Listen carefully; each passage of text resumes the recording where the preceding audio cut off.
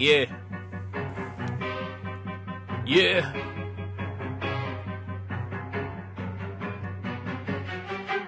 Guess who came back with a large fucking fist to eat the Brooklyn blast furnace? I brought your ugly bitch with me. Your shit is sus. Ain't nobody trying to hear you talk. When Jimmy's on the mic, they take your whack shit and turn it off. It's real life, not them stories that you punks say. He made it out alive, and he's relatively unscathed. So subscribe to the podcast and share the post and tell your stupid friends to do the same. You heard it here from Coast.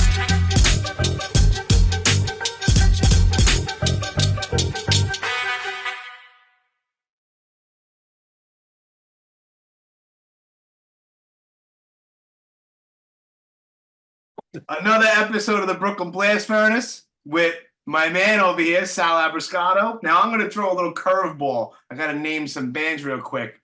Maybe some things don't get mentioned too much. I don't know. We're going to start off with former member of Toximia. Yeah. We got some Toximia in the house. Supermassive, typo negative, yeah. LOA, a pale horse named Death, and his new project, King of the Locusts, which is a very cool fucking name, by the way. How you doing? Thank you. Man? Thank you. You're welcome. How's it going? It's going good.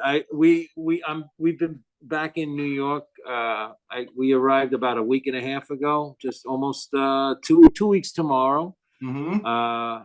We tried living in Florida for a year, and it was a complete abortion, and it didn't work out for the family. Where in Florida? Near St. Augustine, okay. St. Johns County. Okay. It was just not a good fit. It's a different beast down there. We thought it would, we thought it might have worked for a hot second, but I'll tell you, we once a New Yorker, always a New Yorker. Agreed. And the kids, it wasn't good for the kids, and the family just didn't like it. It wasn't a good fit. We wanted to be back in the country, back in the mountains. Yeah. So through a lot of hard work, we got rid of that place and we bought this place up here in the mountains. And you upstate New York? Yeah, in Shawangunk Mountains. Where the hell is that? How far up are you? It's Ulster County. What's the nearest big city near you? I'm probably like 30-40 minutes from Middletown. Okay. But I'm north of Middletown. So I'm north. But the thing is we got these massive white cliff mountains over here, and I didn't know that people come from around the world to climb these cliffs. They're really high, and so my house is actually part of this one huge mountain going on over here, and I'm at the foothills of it, and it's beautiful. I got boulders the size of Volkswagens on my property. Like it's just, the house is built on rocks, and it's just awesome. We really awesome. Scored because I'm a gearhead, and we have a big a shop, like a 30 by 36 foot shop that was brand new shop with an engine hoist, and I got a lot of tools. I love tools. I'm a gearhead. I do a lot of stuff with my hands, whether it's mechanical or woodworking or electrical or plumbing. I love it. I love it. I consider myself, many people have told me I'm a Renaissance man, and we seem to be a dying breed where we just can get through anything. So if there's an apocalypse, we'll be okay, kind of thing. Yeah. We can make a house out of matchsticks, you know. Nice. you're like fucking like MacGyver. You can pull it off. Well, but I guess I don't know about MacGyver, but I don't use duct tape. Right. I don't use duct tape, but very cool. Yeah, that sounds beautiful, man. Is that anywhere near Sullivan County? Because my parents had a summer house up in Sullivan. Yeah, if you keep on going like west on 17, which is now called 86, you'll be in Monticello and Yeah, we were about 12 miles from there. It was exit 104. Sullivan is gorgeous too. It's just very, very rural though. Like if you want to work or make money, there's no money, not as much money up there. Right. But we're happy. I'm like a pig in shit right now. I'm just it's so beautiful. Back to the wildlife. Lots of now the bears are going to start coming out of hibernation, and so that could be interesting. Oh, I lived in Warwick for 12 years, and that's right by northern Jersey, and we had bears all the time. You have to put And bleach on your fucking garbage cans. yeah. They're not. Sometimes you wake up early in the morning before the kids go to school, and you see the trash all over the road, and you got to go out there and clean it up. Yeah. You know what though? It's just live and learn. You know, like you gotta well, be careful. But I enjoy I'd rather see bears than people. You know, Yo, you know what? I am not mad. I like wildlife. Yeah. Animals are honest with you. People aren't. You know? Very true. Very true. So to come across the majestic presence of a black bear, you know, and if you play your cards right and you're cool and you don't, you know, and you see it from a safe distance, it's just magical to me to come across one of them, you know. Yeah, so. That's awesome. Yeah. Listen, I agree with your sentiment about the people thing. I'm in Bay Ridge, Brooklyn right now, dude. Wow. I'm on the train back. I work in the middle of Manhattan. I work 4 blocks from Times Square. I'm on the train every day. Wow. I heard it's really rough over there now. It's a fucking shit show. It's a shit show. Yeah, it's a shame. Yeah, it's a shame. You know, it is. But, you know, it is what it is. Mm-hmm. It is what it is. You can't, we can't change anything right now. Not right now. Maybe one day it get turned around. Who the fuck knows? Yeah. I don't know. So before we press record, we're bullshitting about, you know, I had Louis on the last episode and shit like that. We were talking about Marine Park and how it's such a small around that era, I'm gonna say, right? It was like the late 80s into actually really for you guys, it was more like the mid-80s, right? Mid-80s. I met Louis in 84. Yeah, okay. And I met Peter in 84 also. Gotcha. And to go back to where I was saying before you hit record and you said, wait, I'm not recording. Yeah. Louis lived on 33rd Street between Quentin and P. I lived on 33rd Street between Quentin and R. And I had gotten a job at this blacksmith shop that was on Quentin Road called Papo, and his name was Joe Papo da Diego. He made and welded all kinds of Latin percussion instruments. And in fact, people like Tito Puente, Sheila E., Eric Carr used to go in there and hang out. Like all these like iconic Brooklyn people would come there because he was like a cult, like underground famous guy. Like normal people didn't know who he was, but the musicians, especially Latino musicians, knew who he was, and he would make custom ordered bells and tuned bells and stuff for these Latin artists. So I used to always hear the bells going outside when I would walk by from school. So then I once asked for a job. So he gave me a job, and I was working there cutting on the shear, like a hand shear, cutting the drawings that he would make on the metal to shape like the bell, the template.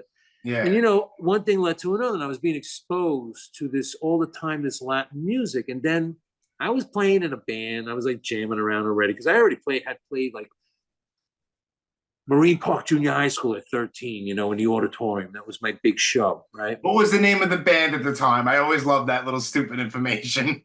What was that band called? I don't remember. It was Black Knight or something stupid. Yeah, it's always something stupid. I love it. Yeah, Black Knight with a shield, you know. And so it was covers. We were playing covers. Iron Maiden, you know, we tried playing Rush and stuff, whatever. And he heard like a tape, and he was like, he would talk like he was Italian, but he talked like a Latin. He was like, Sal, let me tell you something, man. You need some drum lessons, man. You need some drum lessons, man. Let me tell you something. Take this number down. Call this guy Louis. He lives right over there by you. You know, you take some lessons. So I called up Louis' phone number, and he was living at his parents' house. He was living in the basement. And sure enough, we kind of said, well, where do you live? Oh, I live on 33rd between Quentin and P. I'm like, well, I'm on 33rd between Quentin and R. He's like, no way. And he started coming over to my house every week, and he was giving me lessons. Now, him and I were both influenced because he worked at a young age at this Papo's place. So there was this Latin flavor. That's where you can hear it in the carnivore stuff, the Latin flavor. And so when he started giving me lessons and pushing me, and we would have a good time, and then we would like spend half the time just paying him and hanging out, you know, whatever. Yeah. And he started taking me to rehearsals with him in the early days of what was carnivore. before they were signed, before they did the first record, I was going to their rehearsals, and they were rehearsing in Peter's basement. So here I am, this little kid, 15 years old at this point, and I'm being taken. Peter was married at the time to this chick named Donna, and he was living in his basement, and they were rehearsing in his basement of his mother's house. Loudest thing in the world, because it was all cement, right? And Keith Alexander was the guitarist. And here I am, this little kid, because they were like, 7, 8 years older than me, or whatever, 9 years. Keith Alexander was, they all were big, ominous guys to me, and I idolized them. I was like, oh my God, I'm the coolest kid in the neighborhood, because nobody got to go to a carnival rehearsal. And they used to play at Zappa's all the time, which was on Quentin Road. Mm-hmm. Zappa's over there near 36th Street, between 36th and 35th Street, was a place called Zappa's. And I used to see all their posters, carnival here, carnival there, and then they were playing Lamore's. And so they were like a known band, as like by 86, 85, 86, they were like, winning Battle of the Bands. Yeah. And here I am, this kid getting to get exposed. I was exposed. And then Peter took a liking to me. I was like the little kid hanging out. He gave me his hat. He would give me pins, give me shirts. And that's how that relationship started with him as well. And I started roading a little bit at the shows when they would open up for like Cro-Mags. They would open up for Manowar. They would open up for Armored Saint, Overkill. And I was underage. I wasn't 18, and I was getting exposed to all these older guys. Lucky, man.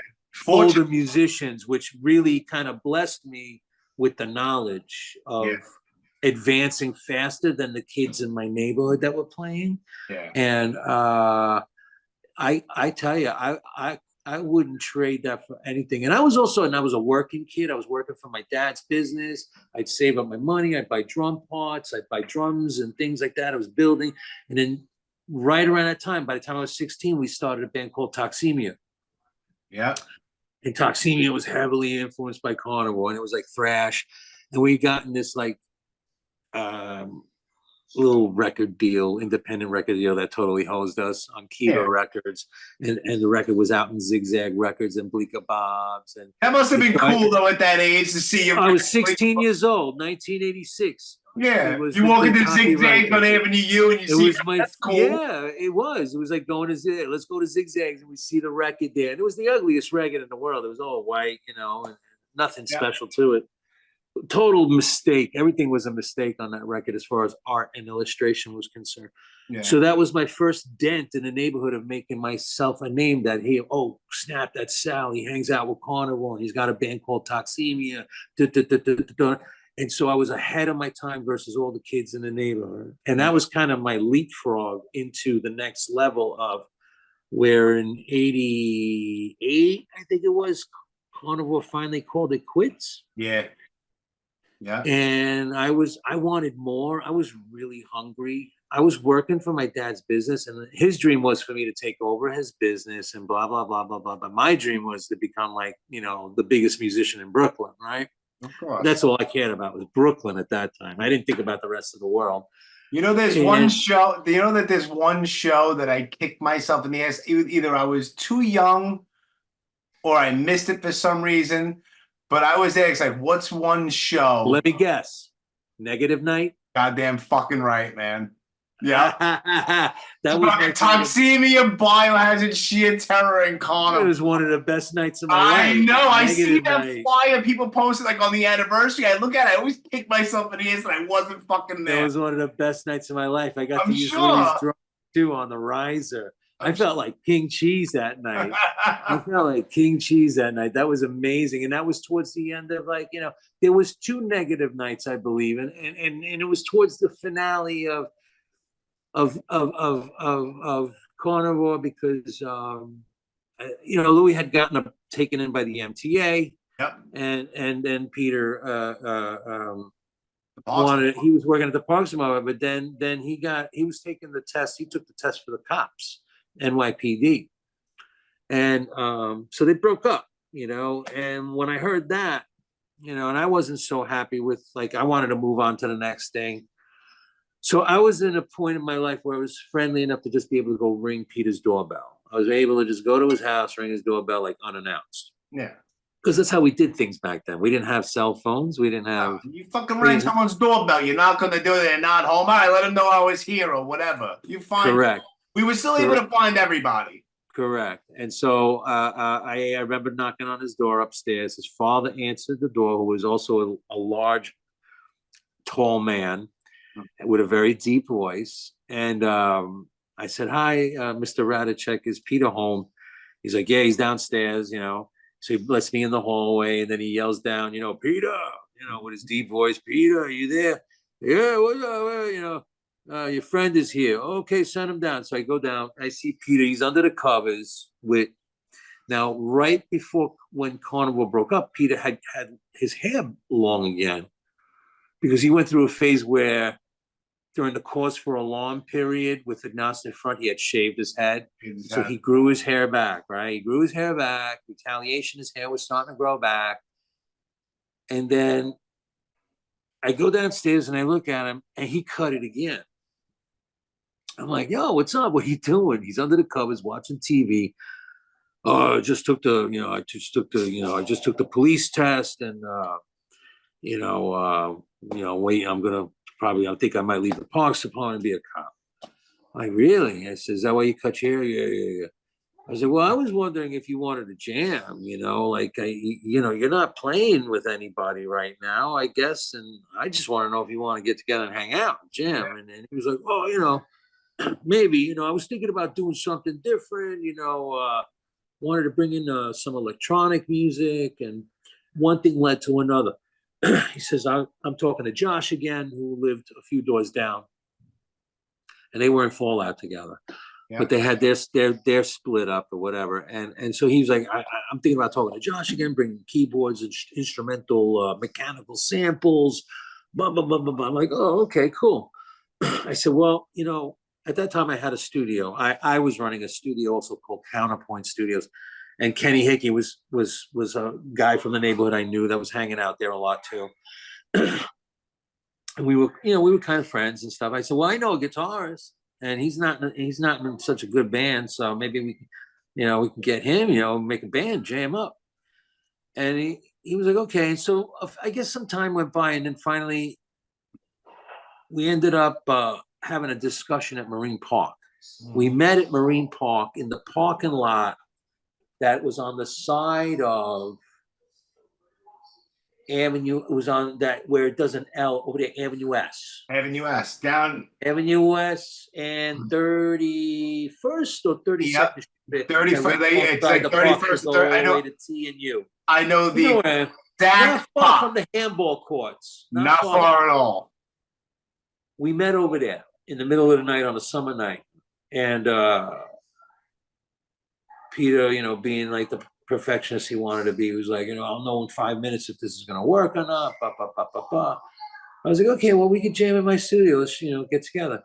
So, and that's how it started. We got together, and he had some, he had songs that were left over.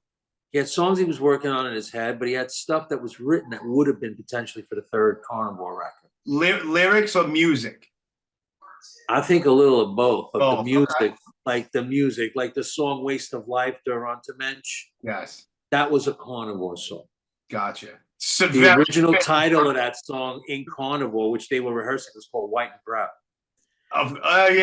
It's a very, very fitting Carnivore song for sure.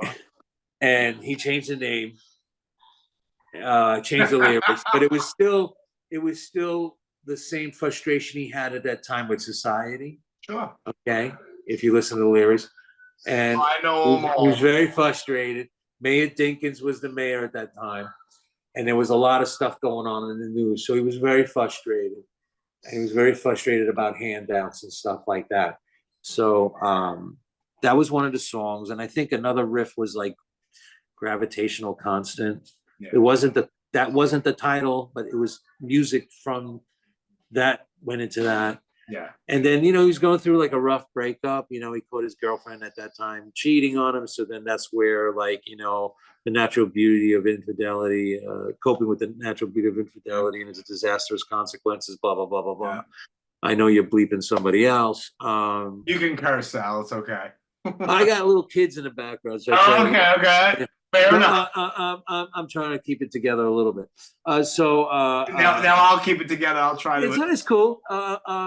So that's how it started, but it was an amazing moment that we had no idea what was going on. But you can hear the difference, like the ferocity on the first record had a lot of that thrash crossover element from that would have been potentially a lot of that material would have it was crossed over from what would have been the third record with Carnivore. Yeah, well, it's like Slow, Deep, and Hard. It's an incredible record. I love that record to this day. And it's an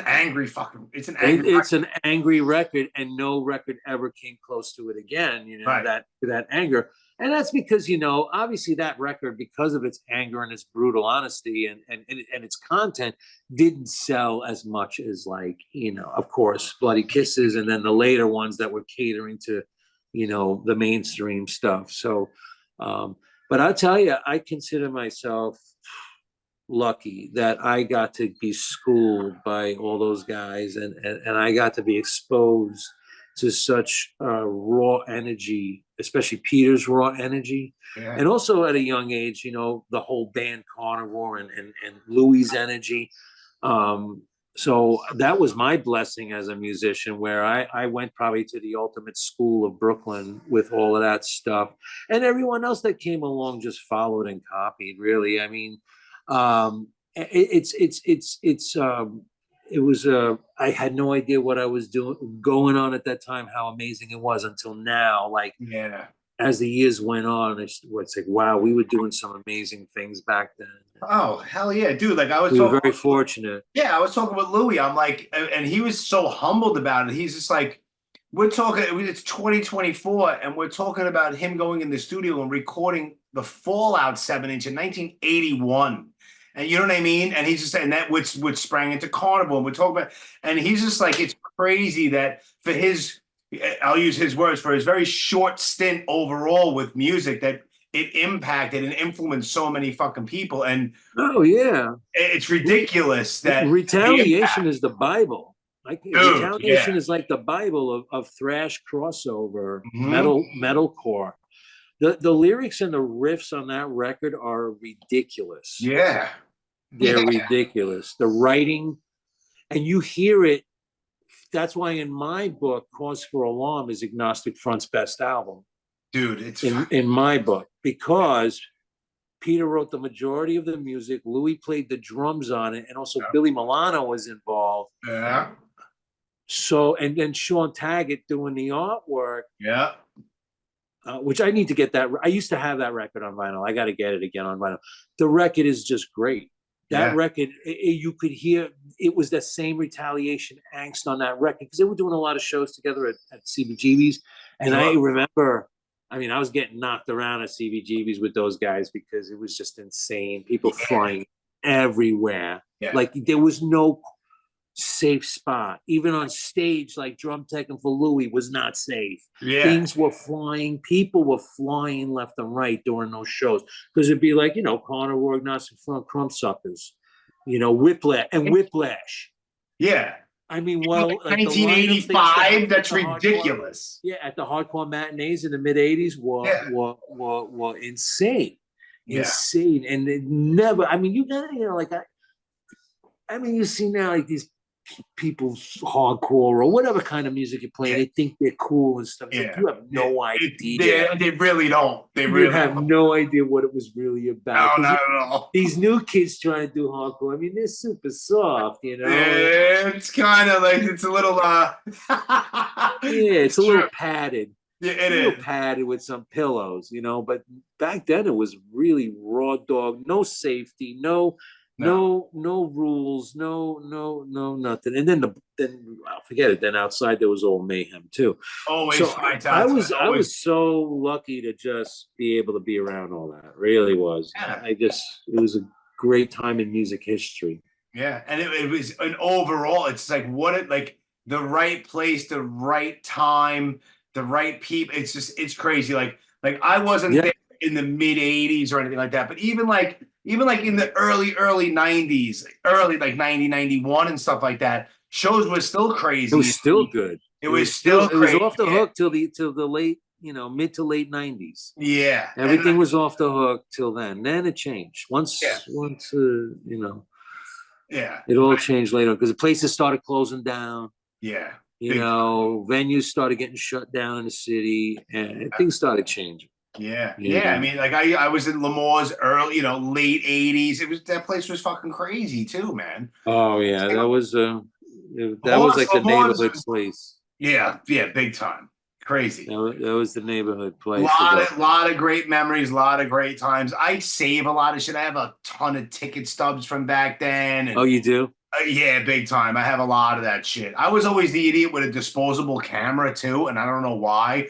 So I have like random pictures, not just like shows, but like me out at bars with friends, random shots in clubs, like people were like, why do you have that? And I was like, I don't know, but I still have all of that shit. Flyers from shows. It's nostalgia. Yeah. I'm big time into, especially as I get older now. I'm like I kick myself in the ass, and I still to this day. It's like I'm mad at myself that I didn't go to negative night. How stupid is that? You know what I mean? Well, there's always that show that we wish we went to. Yeah.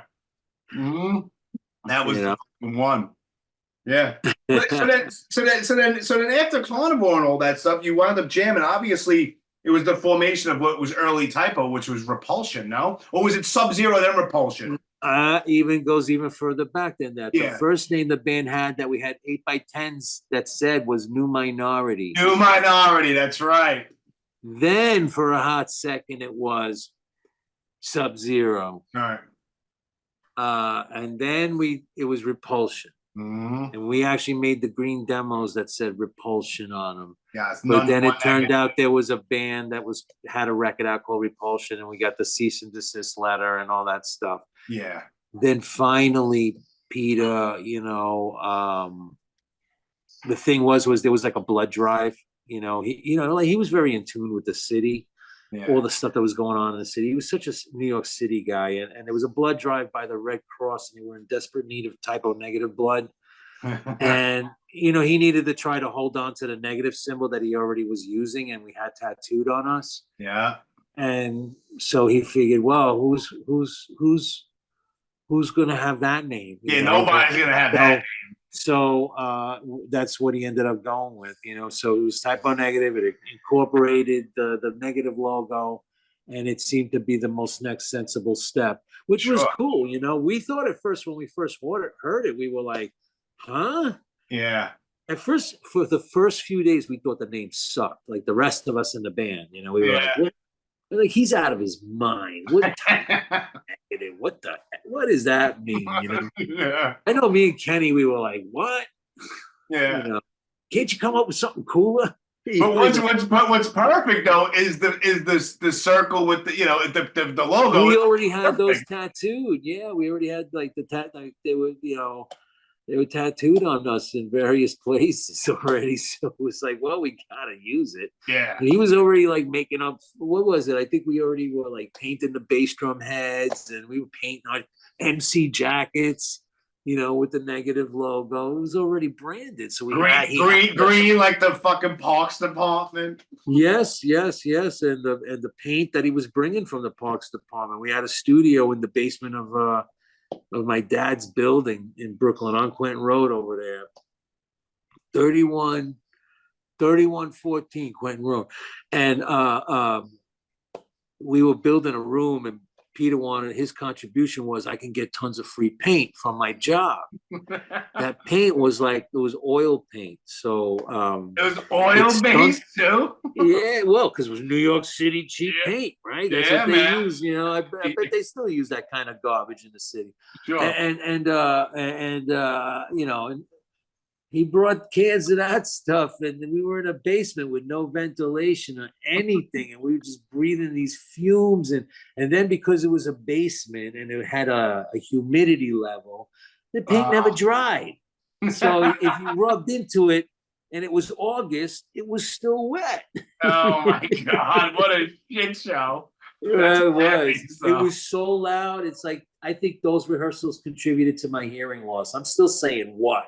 Yeah, I still say what. My wife talks to me, I go, what? It was just so loud with this, like he Josh used to have these giant wooden bins, these big speakers with horns, but like the kinds that were homemade out of plywood from like the hardware store, like just huge and loud as hell. And then Peter would come with all this giant, SVT cabinets, his 10-inch speakers and this, and then subs. It was loud. It was so loud that the whole neighborhood knew. They heard us, like they heard us playing. We would leave the cellar doors open. Like it just sounded like music coming from hell. On Quentin Road, Quentin Road was an infamous street, Mm-hmm. Yeah, and so that was absolutely. that was the nucleus. That was the that was the infancy of those times of how the crazy stuff that the funny thing is I happen to have one left, but when my dad sold that building, there was still a box of Repulsion shirts in that basement. And I took a picture recently. I dug it out. I have a brand new OG Repulsion shirt with the negative symbol. Dude, somebody would pay a lot of money for that. Well, if you go through my socials, I posted that picture, and a lot of people were asking me about it. Yeah, and I was like, nope, I'm not selling that. I have a bunch of cool stuff. I have Peter's hats, I'm sure you do. I have his Parks hat that he used to wear on stage, and money is money. Yeah, 100%. Certain things, some things I don't sell. Right. I wouldn't sell. I'll sell a snare drum. Or something that I bought or I got. It's a material, but something with that kind of nostalgia and sentimental value. Yeah, especially when he gave it to me. The funny thing is he one time his father was in World War II, and one time when I was in the band, he gave me his father's German Luger. Really? 9mm Luger, real gun. Yeah. This is in Brooklyn, by the way. Of course. But he knew I loved guns, and and I was a gun guy since I was 10 years old. So after his father died, though, when his father passed away, I went to him and I said, "Here," I said, "You take this back." I said, "This is your dad's. I have no business having this. Right. It was cool that you gave it to me. But I think you should have it back, and you should have it because it was your father's gun, and he got it off a German in the war. He was on the American. He got it while he was in Europe. Yeah. And that was, I think Peter's problem was he had such a big heart. He was so generous. And like with the wrong people took advantage of him, especially when he was in his hayride and his success. Yeah, but that's a whole nother conversation we can have later on. So that was it back then, and then one thing led to another. Yeah. And then there you go. We went on tour. We did some tours. We toured with Biohazard and Exploited. Yeah. Which is another. Danny's another guy that I go back further. An Aussie guy. I know Danny since 1983. Yeah. Because I used to hang out in Canarsie. I was playing with a bunch of guys in Canarsie. This guy, Anthony Russo. I know Eggy from back then. Eggy. Yeah, of course. Remember his City Grind? Who? Eddie. Yeah, Eggy. His name was Eggy back then. But yeah, Eddie, the Eggman. We just recently connected on Facebook. Yeah, he had a band called City Grind way back in like 1980. Yeah, he was a singer. He had the hair and everything. Yeah, they were like there was a lot of good musicians out of that scene too. But I was friends with Danny's brother, Richie. And Richie used to take me to the house. And I used to go into Danny's house, his parents' house. And I met Danny that way too. And I used to hang out at the back in the schoolyard of Canarsie High. I used to go there at night and hang out with all these guys. And that's how I know Danny when he was in a band called Crystal T back in the day. This is again early. I haven't even heard of that. I had Crystal T on here too. I haven't with a K, Crystal with a K and a T-E-E. That was a band he was in. I think it was kind of like it was not a thrash or hardcore band. I think it was more like a metal or something band, like with the hair and everything. And that's where I know Danny from. I know Danny from back then. And then when I remember Biohazard with Neo and all of that stuff, God rest his soul. Yeah.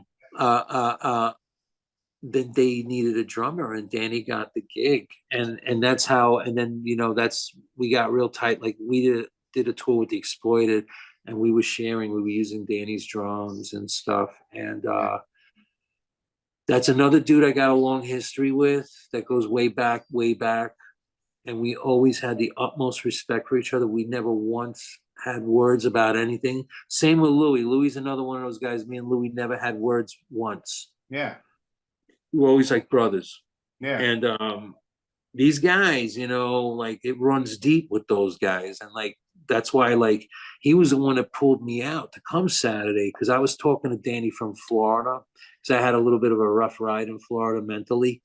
And I was pretty, it was very lonely as far as musicians and not knowing anybody, no friends and stuff. And I remember calling Danny on New Year's. I texted him, actually. I told him, Happy New Year. I said, I'm working on coming back to New York. He's like, no way, you gotta come back. You gotta come back. And then when the timing of his show, and I was like, I think I might be in New York in time to maybe I might not be too far from you. Oh, and then he texted me, oh, you gotta come. He called me, you gotta come. You gotta get out of your house. You can't be a recluse, Because I hid out for like, the last shows I did was November of 2019, before the pandemic, when I did my last European tour with A Pale Horse Named Death. And then the pandemic crushed us, And there was a lot of other things going on. So I haven't been to a show since then. It was kind of like, you were chomping at the bit. You needed to get the fuck out, man. I needed to get out, but I'm the kind of guy that I'm a performer. I'm not a looker. I don't like going to look at shows. I want to be on stage if I'm at a show. So that's how I always been. I was never really seen at a lot of shows, except for friends. But boy, I went out and I met Jason Bittner and Matt Byrne, who I'm friends with. We met at this sound check, and we had a blast. And then we went out to dinner, all of us. And it was great to see Bobby, because Bobby was at, first of all, we connected at Peter's funeral, me and him. And then I was recording the first Pale Horse Named Death album. And I asked Bobby, Bob, since you're in New York right now, you want to come to my house? Because I was living in Queens at that time. I had a house in Ozone Park over there not far from Howard Beach. I was in Old Howard Beach, where the Goodfellas guys hang out. Cross Bay, I was a couple of blocks away from Cross Bay and Pitkin Avenue over there. Okay. I went to high school in Ozone Park, to John Adams. Yeah, okay. I was on DeSauc Road over there. I know exactly where you are. Yeah. It changed a lot, but I was there for a little while, a couple of years. And my wife, I said, you want to come, you want to be part of this, part of this album. And he came to the house, and my wife, Jackie, actually was pregnant with my first daughter. And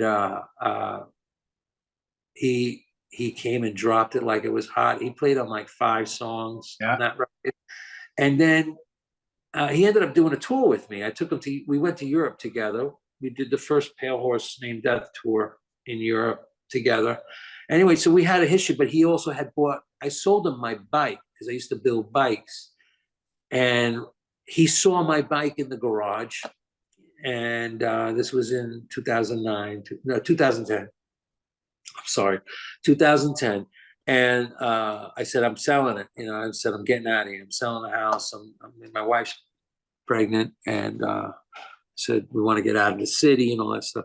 I sold him my Baba. I had a nice, really beautiful Baba that was in a couple of books, actually. And it's funny, because when I saw him on Saturday, he showed me the pictures. He still has it. He still has the bike.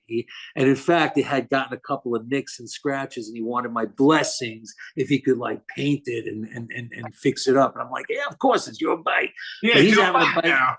He's having a bike built at Indian Larry's too now. And I'm like, oh, great. I'm like, sure, you're making a little money with biohazard. You're blowing it all on toys. That's, Yeah. that's Bobby for you. But we have a long history. I have a long history with all those guys. Yeah. Those guys too. That neighborhood thing, they were rehearsing, Evan was delivering Lenny and John's, and so was fucking Louie, and yeah, me and Josh were hanging out because I lived at Josh's house during the Typo days because he had a big house and I was living at his house, and we would order Lenny and John's every night, and almost every night it was Evan delivering the Lenny and John's to his door. Yeah. So he'd be coming upstairs like, hey, what are you working on? What are you doing? Blah, blah, blah. Bobbity boobity. So it was just that circle. It was just super tight. Like everyone knew everyone from somewhere. Yeah. Shit. And then how did after like Slow Deep and Hard, obviously then you made the Not Live at Brighton Beach, the origin of the feces, which I still think is hilarious. And then so you go into the studio to make Bloody Kisses. How long did it take you guys to create that record? I gotta find somewhere to sit, but I know a lot of work went into that, at least on your end. A lot of work went into it. Hold on, let me get a chair here. My house is still not set up here, and I had to fine with me. You have an internet connection, that works for me. I don't give a shit. Oh, I got super Wi-Fi, that's for sure. We got great Wi-Fi here. So yeah, a lot of work went into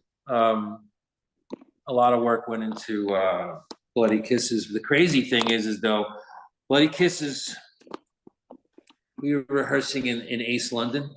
Yeah. Right. And it kind of all fell together, but we were in the studio for like a month and a half. I remember we spent 2 days getting drum sounds, and it was amazing. And again, another one of those situations, like, we're busy hanging out, smoking pot, this and that, but still observing everything that was going on because, of course, Peter and Josh were very hands-on. Mike Marciano was the engineer. And again, sitting there, I think it was like, the whole month. And I went every day, even though my drum tracks were done, I went every day because I wanted to watch the whole process. I loved the whole process of making a record. And it was amazing to just sit there and watch things. Sometimes things would happen on the spot. Sometimes it was very premeditated. The funny thing is though, like I was in the studio in March, and then, then of course, then literally it was in April. I had 3 weeks. Then that same year, I was asked to do River Runs Again at the same studio.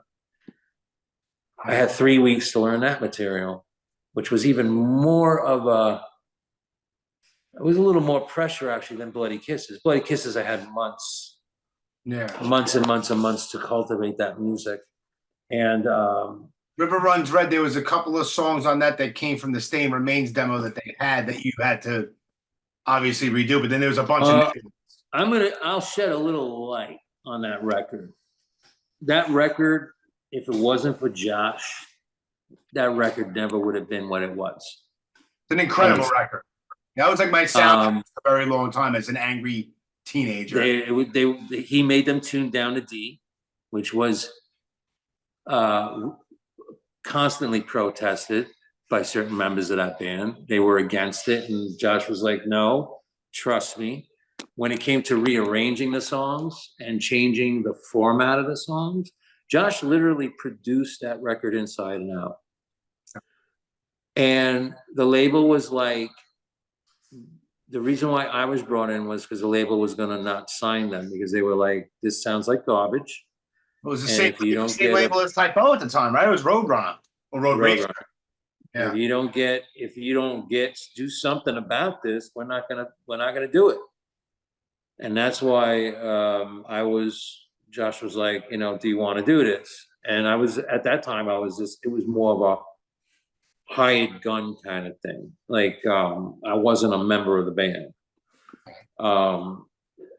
And I tell you though, I was riding high that year. In 1993, I did 2 records that I had no idea that were going to be so effective on the scene, right? Yeah. Let alone to be part of an album like Bloody Kisses that ended up becoming platinum. I mean, that's the biggest record of my career, hands down. Yeah. So again, it was an incredible time in my life. I was only 23. And I was slamming all this stuff, you know, and I was high on the hog. I like literally high on the hog as far as people like, you know, just being like, wow, you know, that's crazy what you just did, you know, like how you pulled it off, because nobody could believe that I did those songs with 3 weeks. I had 3 weeks to play those songs, you know, not like a ghost, like they try to play me now, you know, and they make it like I was a ghost. But 3 weeks to learn those songs, reformat those songs, deal with all the timing that needed to be done, the timing changes, and write all the beats, because the beats weren't written for me. Right. So it was still to this day, it's my history. Yeah.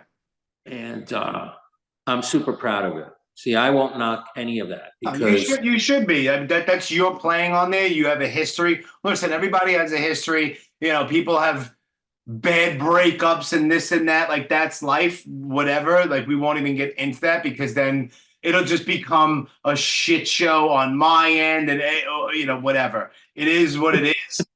It's, you know, I'm a 48-year-old man. I don't need to deal with fucking he said, she said, high school bullshit. Right.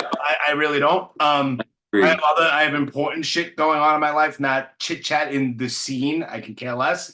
But like me personally, I never had a personal issue with any of those guys. But it's different being in a band with them, so it's a completely different thing. And those first few, the first two Life of Agony demos, River Runs Red, even Ugly. I know you didn't play on Soul Searching Sun, but there's some good songs on there. There's Life of Agony for a very long time when I was played those songs on the live record, actually, for the reunion. I learned some of those songs and played them live, fun to play. Yeah, there was a good period of, there was a good time where if everyone had played their cards right, it would have, you know, continued that way, you know. So whatever, life goes on, like you said, right? You know, so here we are, you know. Then it's like I was again fortunate enough to move forward with other projects, you know. I did my own band and put out, you know, A Pale Horse Named Death, which, I mean, for crying out loud, we did like some of the biggest festivals in Europe. And awesome. 4 records later, I was gonna say 4 fucking records signed. Not like the biggest thing in the world, but it was still my baby, and I was like, okay, you know, I did another cool thing. Yeah, you got out from behind the drums, which is big. I started. Yeah, that was the thing. It was like a dream of mine, because I was playing guitar in the '90s. I actually learned from Peter. He lent me a bass, and I started. I started noodling back then, and I was like the closet guy. I was in the closet. Hence why, like, you know, like if you look on Ugly, the writing credits, I did a lot of riffs on that record. Yeah. I started dabbling as far back as then, as far as I wanted to write. Yeah. I had this thing that I was like, I don't want to just be a drummer. I have this ear, and I want to write, and I love creating and orchestrating. So I you know, it just one thing. Like, I was in the closet though. I was afraid of rejection. I was afraid of like, but I took a dive, and it was fun, definitely fun. And then one thing leads to another. And I felt, you know, the pandemic really put a dent in everything. I put out the 4th record during the pandemic. Oof. And I couldn't really do much for it. Yeah. I couldn't support it. And I had guys that didn't want to come out of their house and play or do. We couldn't do anything. We were locked down. All the clubs were closed. I couldn't even go play dingbats if I wanted to. Oh, you know, God. Like one of my favorite places to go and play, because it's just small and whatever. Freddie is cool. Yeah. You know, so lo and behold, I went under a rock. I moved, and I've been dealing, going back and forth with, actually, he was going to be the new bassist in A Pale Horse Named Death, Odie. I don't know if you know Odie McLaughlin from Blackwater Rising. He's in Leeway now. Okay. And we've stayed in touch. And so when he caught word that I was hinting about coming back to New York, he was like, you know, what are you doing? You need to get back to doing what you were doing. You know, you can't just not do it. And he kind of like talked some sense into me where I was like, well, you know, I have, when an artist doesn't create, they're basically committing emotional suicide. Right. Like if you're a creator and you just stop creating because you're like, well, I need to grow up, I need to get a job, and I need to do all these things, which are still important to do. Yeah. But if you don't find a balance somehow to eventually nurse that urge that you have in you to create, you really become like inwardly, introvertly miserable. Yeah. You just start hating yourself because you're like, you have all this stuff in you and you can't get it out, whether you're a painter, a poet, or a dancer or an actor. Yeah. If Could be doing anything that you art, enjoy creatively. It's like anything. you just become a miserable guy, a miserable bastard, and or person. And you start putting that out in the world, and then now all of a sudden nobody wants to deal with you, and then all of a sudden it's like it gets worse and worse and worse, and this is how how artists end up jumping off a building, you know, because it just becomes this vicious cycle. So he was like, you know, you got to do what you do, you know, and I'm here ready, and I got guys ready, and blah blah blah blah blah. And I was like, you know what? If I do something, I think it's time to maybe close the chapter on the entity of a pale horse named Death. And I have this name and logo that I created actually I created it during the pandemic and 2020. And I said, I got this name that I've been wanting to do something with. And it's basically like still the same kind of genre, but maybe even more eccentrically darker and out there, maybe more doomier. Because I like a lot of good doom bands, but the doom bands I like have female singers. But like I love this band called Windhand. I don't know if you're familiar with them. I'm not. Great. They're on Relapse Records. I got into them like 4 years ago. Great band, great people. I'm friends with the guitarist, and I've gone back and forth with the singer. I bought her solo record too, but like even like I got recently Chelsea Wolfe's new record, which is not doom, but she's a very dark artist. I like Acid King. Another female fronted band that I'm friends with, Lucifer, which is not doom, but they're like kind of like Heart meets Black Sabbath. But again, a female fronted, a band with a great female vocalist that's got that good rock and roll retro sound to it. I don't get into a lot of new things, but me neither. It takes a lot. I usually go back in the past. I go back in the past usually. I'll tell Alexa to play. My new thing is I like telling Alexa to put on Dean Martin. All right. You know, Frank Sinatra. You know, I've been doing that too. I was doing that a lot in Florida when I was doing chores and things. And so I wanted to create something new and come out with an attitude where it's like, look, I mean, of course, it'd be nice to maybe do a 1 or 2 week tour of festivals in Europe. Of course, that would be wonderful.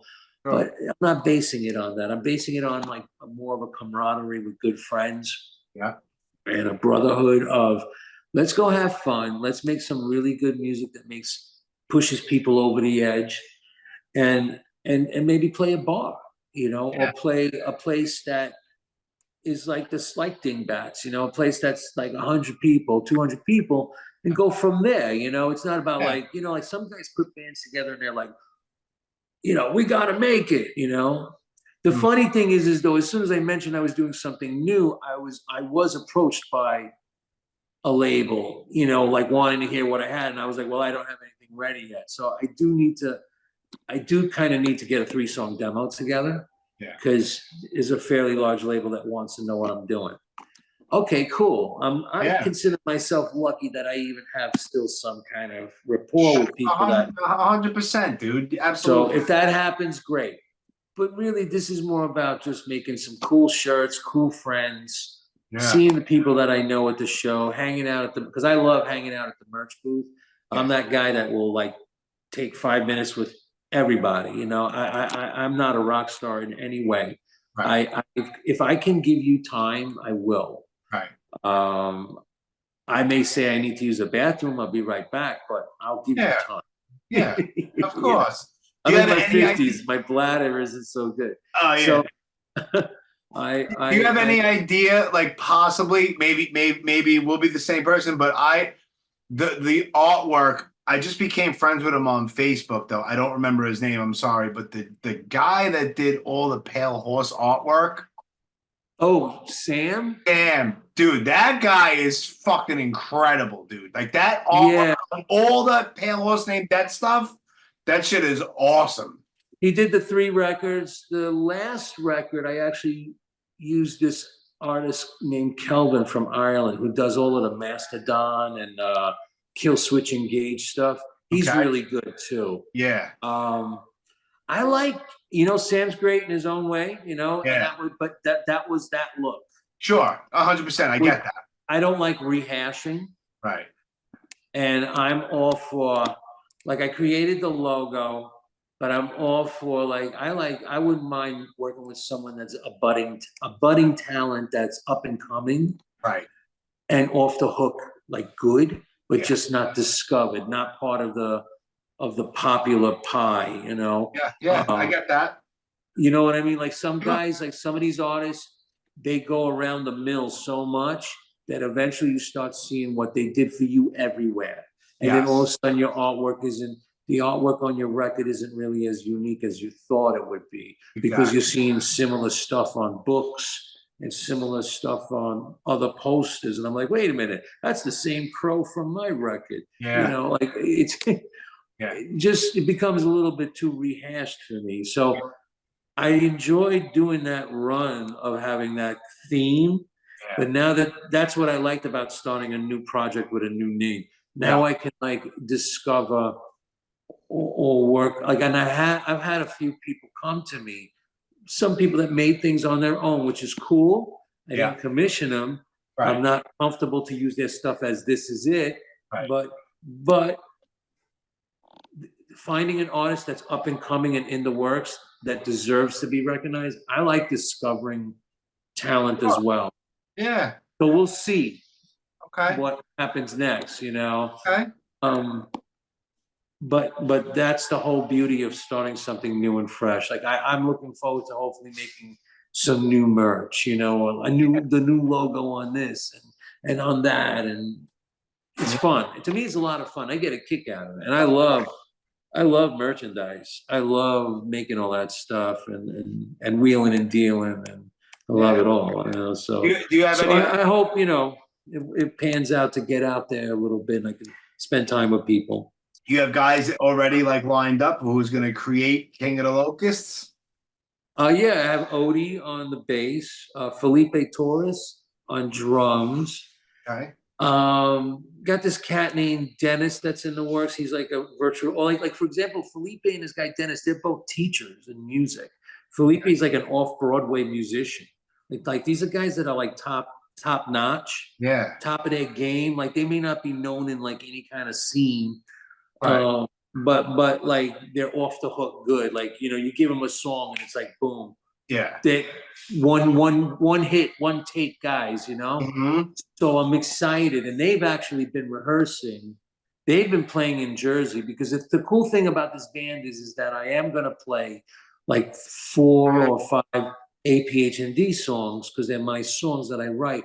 So I know fans are going to want to hear certain things, and that's a great way to cross over, like kind of how early Typo was playing Carnivore songs when we were getting out there to cross over with the fans. Yeah. So I think it would be fair and it would be fun to continue playing those songs, because I love those songs. It has nothing to do with the music, and play like four songs that everyone knows from the first records. And So they've been doing that and sending me videos. They got like the GoPros in the studio and stuff. Like this guy Felipe has a full-blown professional place set up in his house. And it just, the work ethic is on a whole nother level, which is nice because a lot of musicians have terrible work ethic. Yeah.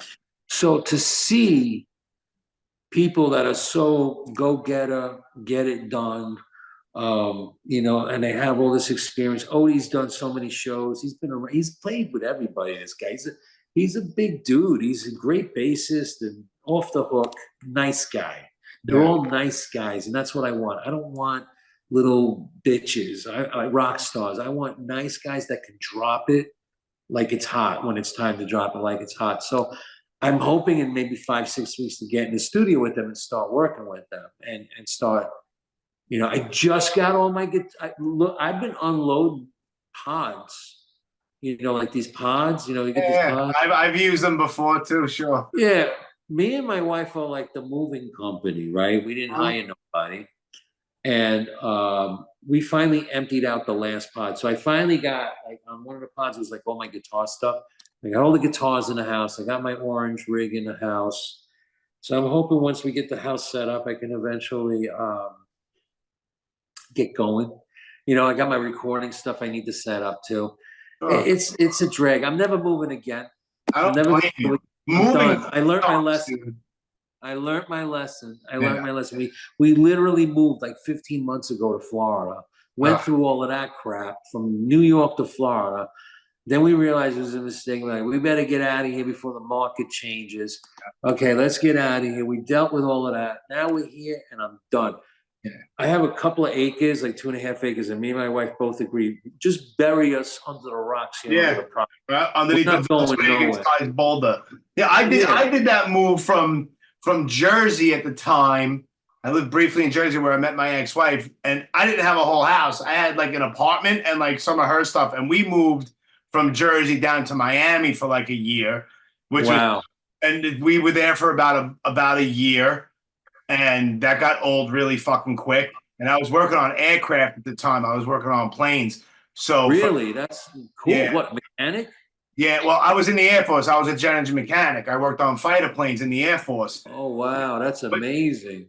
Yeah, it was cool. F-15s, F-16s. I was F-16s in Cannon Air Force Base in New Mexico. Then I went up to Elmendorf up in Alaska, and I was working on F-15. Well, thank you for your service. Yeah, no problem. It was a long time ago, but yeah, I appreciate it. And so cool once I was out, I wanted to get my A&P license, my airframe and power plant, but I needed, like, I lived on my own. I had like an ex-girlfriend. Like, I needed to work to pay my bills and my rent. So it was like there was no online shit for that. You know what I mean? At the time. So it was like a year and a half of constant school. So I'm like, fuck. So an old Air Force buddy of mine hooked me up, and I was working on fuel tanks for aircraft fuel tanks. So basically my whole day would be spent inside the wings of cargo planes or commercial. It could be a UPS plane, a FedEx plane, a fucking Delta, whatever. Yeah, so all That's over. Incredible. Yeah, it was definitely an interesting job. Do you still do that now? No, I'm a union handyman in a fucking one building down in fucking Manhattan. I have a great job, great benefits. Oh, cush. Yeah, I'm good, man. I don't need the whole hustle bustle no more. I'm comfortable. I'm good. Milking the cow, as we say. Goddamn right, bro. So the union guy, milking the cow. Yeah, 100%. Fuck all that. I paid my fucking dues. I don't care what anyone says about the union, this and that. Fuck that. So no, if you get in, it's good. It's good. Yeah, fuck yeah, it is. I know I have friends of mine who hate on union guys. It's like, why? Yeah, they're just jelly, man. Yeah, of course, yeah, they are. So we went down to Miami, and I started working at Miami International doing this shit. And then work was kind of up and down. I would go on like a lot of road trips and all over the country for like a week here, 2 weeks there with my company. They would pay for hotel rooms and a rent-a-car and all that. But then I wound up going back to a place in North Carolina a lot because they seemed like very swamped with their shit. So I got friendly with those guys, and they wound up always asking for me to come there and help them. So we wound up moving from Miami to this place called King, North Carolina. Talk about a fucking shit show with nothing. Dude, I wanted to pull my brains out after like 6 months. And then Yeah, well, we were watching me and my ex. Well, she's the mother of my daughter. At the time, she was my girlfriend at the time. So we were watching a Jet game. It was like the first. It was like it was the first game where Brett Favre started for the Jets. And I'm sitting there, and we didn't even have a conversation at all. I just looked over at her, and I was like, because she's a Jersey girl, so I was like, "You want to move back to Jersey?" And she went, "Yeah." And I went, "Consider it done." Then we were out. So I know all about packing up those fucking pods and moving fucking state to state after a short amount of time. Brutal, huh? I moved 1,000 times in my life, and right now I don't have a lot. I have a 2-bedroom apartment in fucking Bay Ridge. I pay a decent amount in rent. It's not expensive. I got lucky. I pay my own way. I do my own thing. The next time I move is when I buy a fucking house, not in Brooklyn. Whatever happens, it'll happen, but I'm in no fucking rush. I have a lot of shit in here, and I'm good. It's interesting. It's interesting to hear your experiences in moving in the South as well. It's a different beast down there. It's a completely different animal. Yeah, and they're slow and they're stupid down there. That's what I noticed. Like when you have like that Brooklyn, like that New York City smarts, you know, the New York City wit, the quick answers, and you know, you got like you want things yesterday, not tomorrow. They don't get it, and it's a different. They don't like it, and they don't like it. They don't want it. They don't like New Yorkers. You know. No. I noticed there was quite a bit of prejudice. I felt a little bit at moments. Like they just didn't. No click whatsoever. No, I would be especially in North Carolina. Miami was a different place. I felt like I lived in fucking Cuba. So, well, yeah, it's diverse with Spanish. Yeah, but when I moved to North Carolina, I was like, oh, you know, it's probably nice, you know, whatever, little Southern hospitality shit. Nah, man, they're still all fucked up because of the Civil War shit. I'm a Yankee. They didn't like me. Right, exactly. I'm like, bro, get over that shit. I have nothing to do with that. Get over your bullshit. What's wrong with you? Exactly. Yeah, get over your bullshit. I wasn't even alive. Neither were you. What the fuck you mad at? Right. People are still holding grudges about like General Lee. Yeah, stop the nonsense. Grow up. It's ridiculous. Yeah. You can't fix stupid. So no, you really can't. You really can't. But yeah, so yeah, moving sucks. But yeah, man, I'm glad that you're back and you're in a happy space, I guess you could say, with your 2 acres. Yeah, really happy. And the fun part was, as soon as I came back, it was like, boom, I'm going to Biohazard. I'm gonna go see those guys. And I drove up to Albany and spent the day over there, and that was a ton of fun. And I just feel re-energized being in New York. Wherever we go, me and my wife have the same opinion. It just feels like we belong again, you know? Right. It just feels and people understand us now when we talk, you know. Yeah. When we talk, you know, it's not like I'm an alien in the middle of like, you know, I don't sound like a Martian to the people. Yeah. You know? I used to fuck with North Carolinians. You ain't from around here, are you? I'm like, what are you talking about? I grew up right around the block. I used to fuck with them. I'm like, of course. What makes you think I didn't grow up here? Fucking like that Brooklyn accent, you don't realize how much it stands out till you leave New York. Oh, it's bad. It's bad. Even my friends that I know for 40 years are like, dude, you have it bad. And they grew up in Brooklyn too. I have it bad, man. It's fucking terrible. Yeah. Well, the best part was when I would get annoyed in Florida, I would lay my accent even thicker. Oh, yeah, it comes out when you're pissed off. Yeah, I would lay it on thick, and they'd be like, huh? Yeah. Yeah. And I got my little kids, like I got a 6-year-old. She was born in Warwick, New York, but for some reason, I don't know how, she's got a Brooklyn accent. She goes, yeah. Nice. Good for her.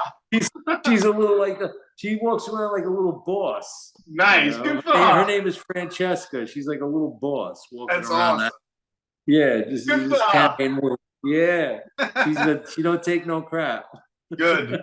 She shouldn't. That's good. Awesome, dude.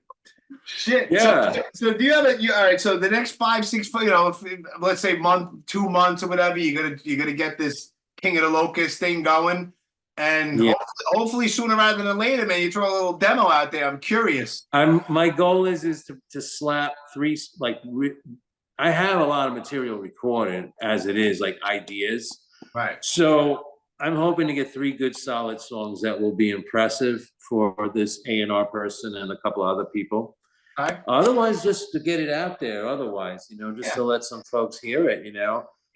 But I've had many conversations with PR people, and a lot of people have said the same thing, like saying, "I think you've got like a really cool look here and a cool name," and it's again like A Pale Horse Named Death was cool, but like I said, sometimes you have to close the chapter and move on to the next chapter and do something fresh.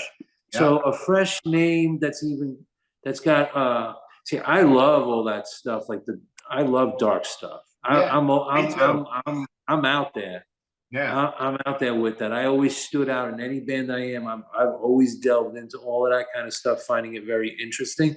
So I like doing shock and awe. I like being a little bit risque and pushing buttons, because I believe there's a yin and yang in the world. I believe to believe in one, you got to believe in the other kind of situation. So I'm a black and white kind of guy. Where there's light, there's darkness. Where there's darkness, there's light. Yep. So I think that's what makes the world go around.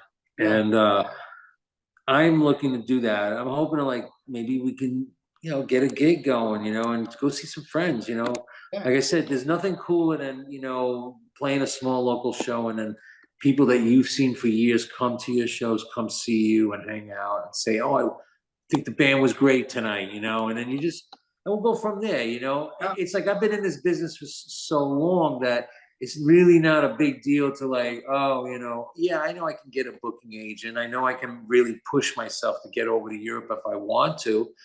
But it's got, it's got to be the right situation, because unfortunately, the way things are now, compared to maybe even 10, 15 years ago, it costs a fortune.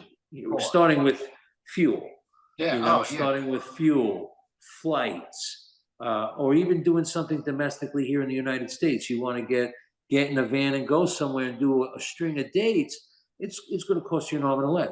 So if the money's not there to pay for it all, it makes sense. And especially when you're at our age group, I'm at a point in my life where it's like, well, I've been there, done that. I'd rather stay home with my family and eat my wife's good cooking and hang out in the house, than to be out in the middle of nowhere listening to someone bitching around that they couldn't get to find their cigarettes or something, or whatever, So there's pros and cons, So. But it'd be fun. It'd be fun I think if it's treated as a labor of love, which it really is from the beginning. Yeah. And you take things with a grain of salt, things will happen the way they need to happen, So that's the plan. I'd like to definitely record music though, so people can hear it, they can enjoy it, and they can say they like it, they don't like it, this guy's nuts, he's out of his mind, or this is great, best shit he ever did in his life, or whatever it is. That's great. Because like I said, if you don't create, you're just committing emotional suicide. If you don't put your words in your head down on paper, you're like torturing yourself. And that was one way I used to get out a lot of feelings, but I would put it in such a vague way that people can interpret it as their own song. Their own shit, I don't try to make it too personal, like poor me, woe is me, too much, because I wanted people to relate to it, but convey the pain and the feeling of a depressed moment, or manic depression, or suicidal thoughts,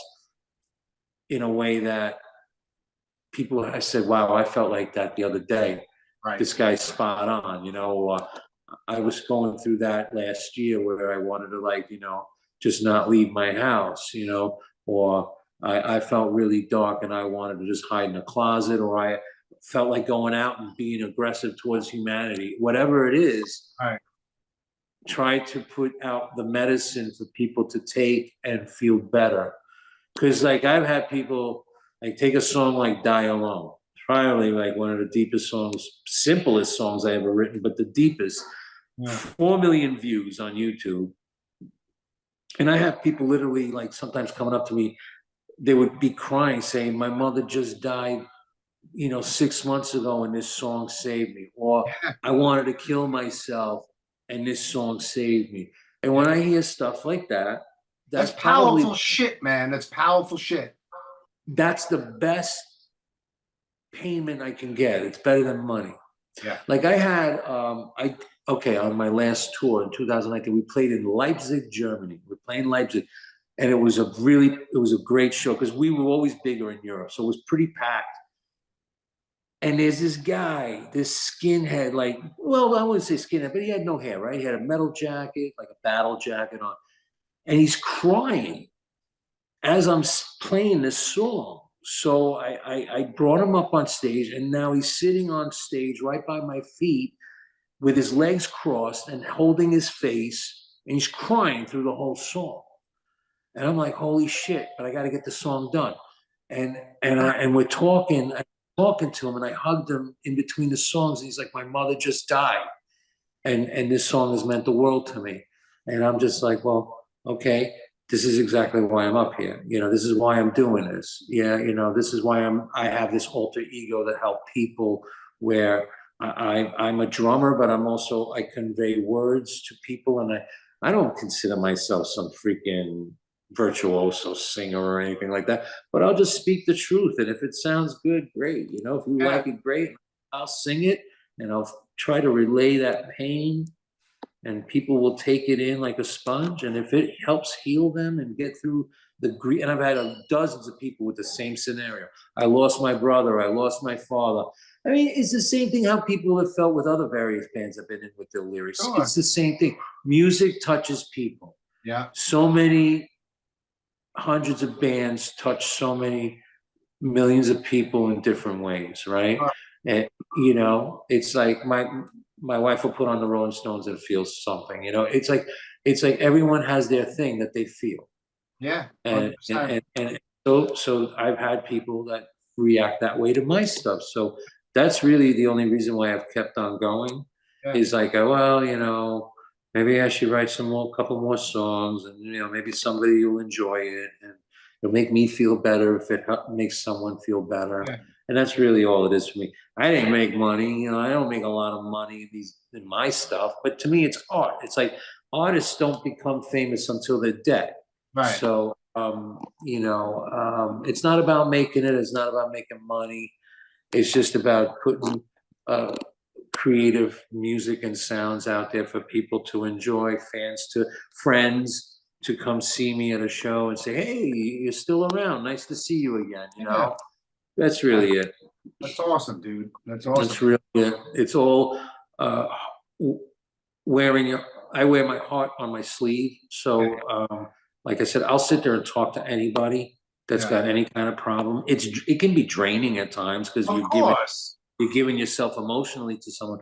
But I talk to everybody. You know, if you're cool, I'm cool. I'll listen. Yeah. Until I gotta go. You know? And that's how you gotta go. Yeah, that's how I. Yeah, that's awesome, dude. Well, I'm definitely looking forward to fucking this King of the Locust stuff. You have social media stuff, right? Yes, I have. Throw it out there so the kids can fucking like and follow. Whatever. Yes, please follow King of the Locusts on Instagram at King of the Locusts Official, and King of the Locusts on Facebook. Yeah, there you go. And I don't bother with the Twitter thing or whatever you want to call it, the X. I don't really bother with that. It doesn't seem like many people use that platform. And haven't really I used to always have a .com, but I own the name as a .com, but I haven't really bothered with a website because I can sell merch from like the socials, you know. We have shops and stuff, and we have a Pale Horse Named Death shop that still will always sell stuff. You know, I sell drumsticks, drum heads. I was selling Life of Agony drumsticks, the bunch of stuff that I had. You know, fans can get all kinds of crap on my store, you know. So you know, and those links are on those social media sites too, whether it's APHND or King of the Locusts or my personal page. But I can't thank you enough. It's been great talking to you. Thanks for having me. Yeah, I was looking forward to this, and yeah, it's like an hour and a half solid. Doesn't even feel that way.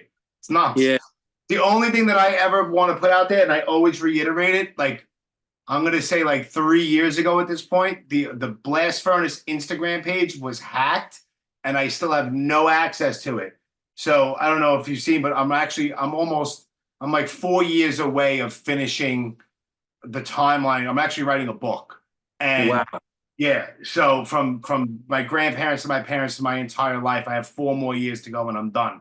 But so I wound up making an Instagram page for the book. So I just wound up turning that one also into it's a combination of my book and the Blast Furnace podcast. And it's on Instagram at Relatively Unscathed, because that's the name of the book. All right, I gotta follow it. Relatively Unscathed.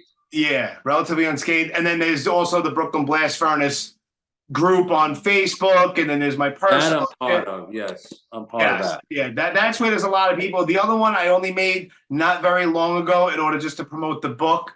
And then I was like, you know what? Once I brought back the podcast, let me just mention the book because there's already like people that listen. So maybe. Okay, I'll follow the other one too. Yeah, I'll follow you back 100%. And so yeah, and then real quick, the podcast is sponsored by Generation Records, located at 210 Thompson Street down in the West Village here in New York City. Follow them on Instagram at Generation Records Official. Nice. That's good. That sounds big. That's like the real deal, dude. Yeah, bro. Generation Records. They've been around forever, and they're good people in there. Mom and pop record stores. I know that place. I know that place.